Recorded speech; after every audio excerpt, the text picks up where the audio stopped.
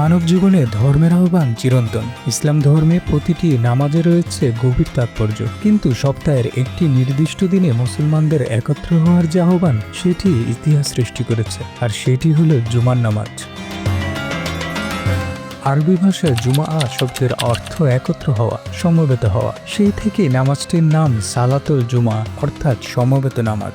এটি ইসলামের অন্যতম ফরজ নামাজ, যা প্রতি শুক্রবার আদায় করা হয় দুপুরের জোহরের নামাজের পরিবর্তে।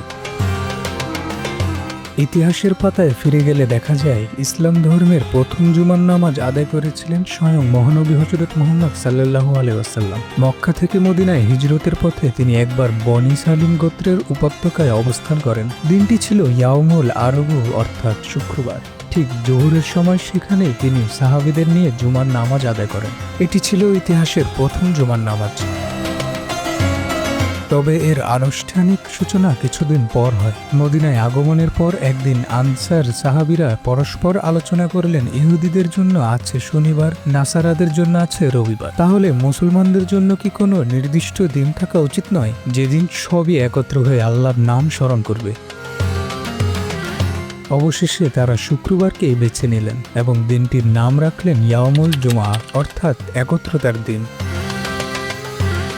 ইতিহাসবিদ ও ইসলামী সূত্র অনুযায়ী প্রথম জুমার নামাজ আদায় করা হয়েছিল ৬২২ খ্রিস্টাব্দে, অর্থাৎ হিজরি প্রথম বর্ষে বা সেপ্টেম্বরের মাসের দিকে।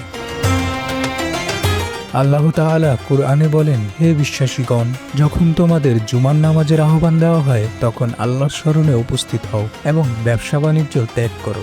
যদি তোমরা জানো, তবে এটাই তোমাদের জন্য উত্তম।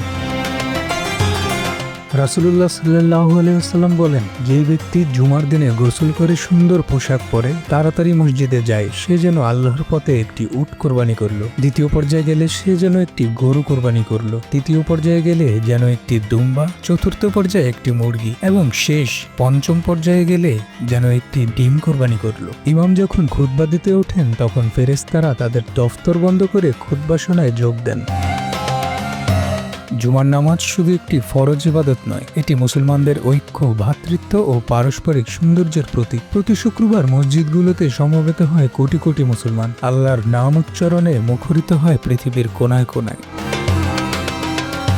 এমনই একদিন যা সপ্তাহের অন্য সব দিনের চেয়ে শ্রেষ্ঠ, যেদিন সৃষ্টি হয়েছে আদম আলাইহিস সালাম, এবং যেই দিনে কিয়ামত সংঘটিত হবে। এ কারণেই শুক্রবারকে বলা হয় ইয়াউমুল জুমআ, বরকতের দিন, ক্ষমার দিন, ঐক্যর দিন। Ibrahim Walid, Bangla affairs news desk.